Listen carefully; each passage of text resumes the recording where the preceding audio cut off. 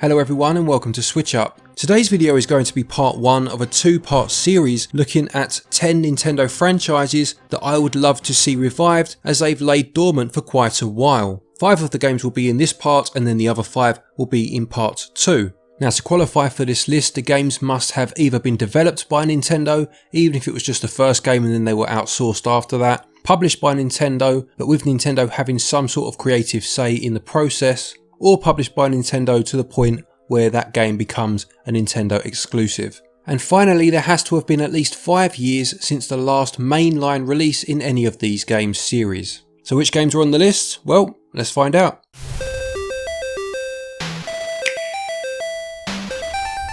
The first series then is Punch-Out!, probably best known for its NES release, known at the time as Mike Tyson's Punch-Out!. This actually started though in the arcades, with Nintendo making the game with 2 monitors owing to the fact that they had a lot of spare machines left after the success of their Donkey Kong arcade machine. The game used a wireframe model boxer for you to control that you would look through to see your opponent, and you would need to look for particular telltale signs on your opponent to know when they were going to use a particular attack and therefore dodge it. There were 2 arcade games before it came to the Nintendo, albeit when it did make its transition onto the home console, it was changed slightly, with Little Mac introduced and him being quite diminutive in size in order for him to fit on the screen, and them doing away with the wireframe model. Super Punch-Out! On the Super Nintendo was more akin to what the arcade game was, and a game I very much enjoyed, and it last saw a mainline release on the Nintendo Wii with a fantastic reimagining of the series developed by Next Level Games. That was back in 2009 though, and bar a couple of spin-offs and a Wii U digital release of that Wii game, the series has gone very quiet. I would love to see a new game in the series released for the Switch.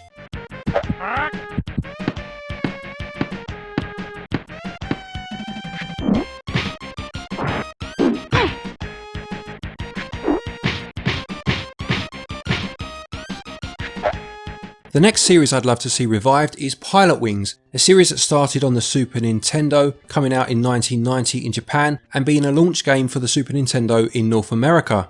Pilotwings is a flight simulation game where you control a variety of vehicles, needing to earn your flight licenses for each one, and you do this by taking on a variety of missions involving flying through rings or landing on targets, passing the mission if you score enough points. The first game was used almost as a concept for what Mode 7 could look like in Super Nintendo games, Mode 7 being a graphic system which allowed for rotation and scaling on a flat image to create a 3D effect. As much as I loved the original, I used to play it a lot with my friend back in the day. For me it was Pilotwings 64 which really got this series going. This was a launch game for the N64, one that I got on launch day, and came out in 1996. This took everything the first game did and just really cranked it up. The sense of freedom was exhilarating with full 3D islands to now explore. The most recent game in the series was on the 3DS, and that was Pilotwings Resort, which whilst a good game, I did enjoy it, seemed to lose some of the essence of what made Pilotwings in the first place, almost becoming more of a spin-off of the Wii Sports Resort game than its own Pilotwings game, plus it was quite short as well. Now traditionally, Pilotwings games have been launch games for Nintendo consoles or come out very soon after, so with the Switch a few years old now, it may have missed the boat to come out for it, to be fair,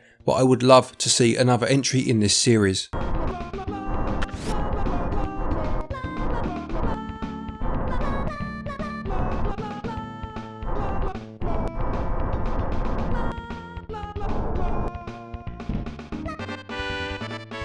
Next up then we would have the Wars series, first known as Famicom Wars, better known these days as Advance Wars. This is a turn-based strategy series which started on the Famicom back in 1988, although I'm not going to pretend that I knew anything about the series before it was known as Advance Wars, and I played it on the Game Boy Advance back in 2001. Now to be fair, this was the first game of the series to be released in North America and Europe, and I remember buying it at an airport just before getting on a plane to go on holiday and playing it for the whole plane journey there and a fair chunk of the holiday as well. This series is very similar to Fire Emblem, both developed by Intelligent Systems I believe, and actually back then Advance Wars would have been the one that was best known, but Fire Emblem has become very well known in the last few years owing to the game on the 3DS Awakening and then a few games since, one of which of course is on the Switch. Now Advance Wars takes a more realistic approach as opposed opposed to the more fantasy based Fire Emblem, with you building up military units and then obviously taking on your opponents. This game saw 2 releases on the DS, Dual Strike and Days of Ruin, and I believe that's the last we've seen of the series,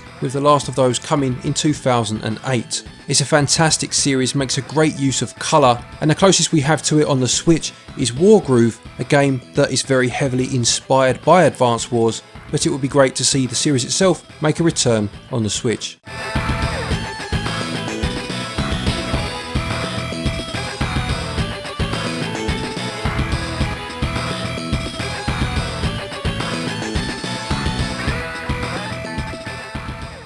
And the next series I'd love to see a new entry for would be FZero. Now this one I'm sure many people would have on any list of this description. It's a series that's very well loved and hasn't been touched since back in 2004 when FZero Climax was released on the GBA in Japan. The FZero games are futuristic racers, and the first one was released on the Super Nintendo and was a launch game for that particular console.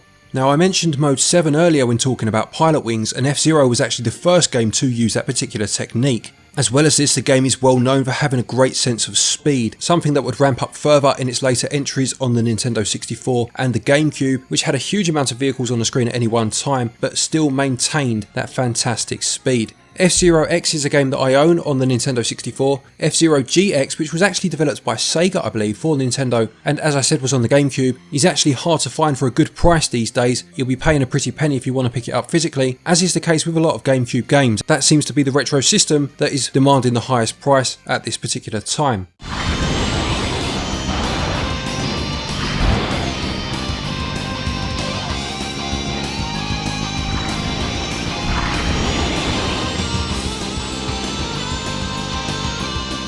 And the final series for part 1 then is Pikmin, a series that I absolutely adore ever since playing the first one back on the GameCube in 2001. Now that first game saw you taking on the role of Captain Olimar as his spaceship crashes on a strange planet and he meets the titular Pikmin. There were 3 different species in that first game. You had the yellow, the red and the blue Pikmin, each with their own particular skills, such as being able to go through fire, water or deal with electricity, and they would help you navigate the world around you and find the parts for your broken spaceship. Pikmin 2 came out in 2004 and built on this foundation, introducing new Pikmin types, and it wasn't then until 2013 that Pikmin 3 came out on the Wii U, albeit there were re-releases of the first 2 games for the Wii in between. Pikmin 3 is an absolutely fantastic game. It looks beautiful, again introduced different Pikmin with different abilities such as the small pink flying Pikmin, as well as new characters, and using the gamepad to navigate and direct your Pikmin was a fantastic experience. There was a spin-off game for the 3DS called Hey Pikmin in 2017, but I'm not going to class that in terms of this mainline series, and Pikmin 4 has been talked about by Nintendo, Shigeru Miyamoto himself saying that it's in development, but there has been nothing said for a long time now. It's gone incredibly quiet. This is one of my favourite Nintendo franchises and I would love to see a new entry for the Switch, sooner rather than later.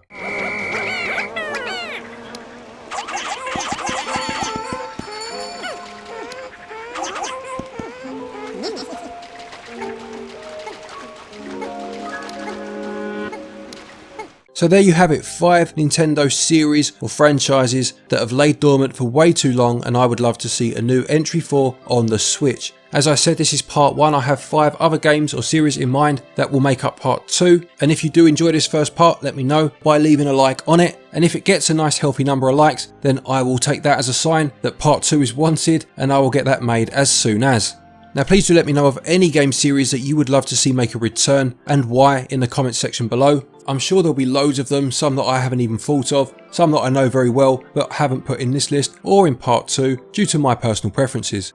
A quick thank you to our patrons as always for your continued support, and to each and every one of you for watching our videos. Take care, stay safe, and until next time, happy gaming.